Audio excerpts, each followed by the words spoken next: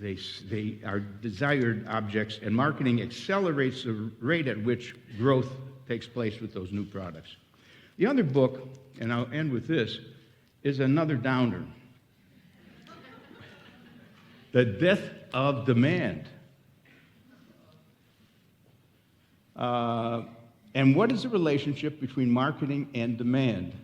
And he uses the term finding growth in a saturated global economy.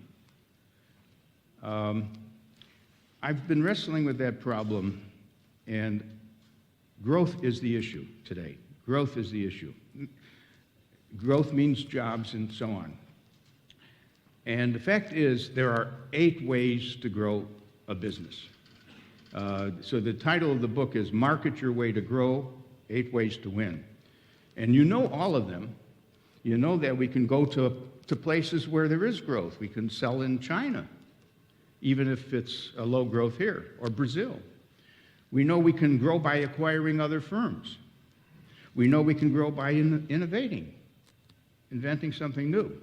We know we can grow by taking business away from someone else, and so on and so forth.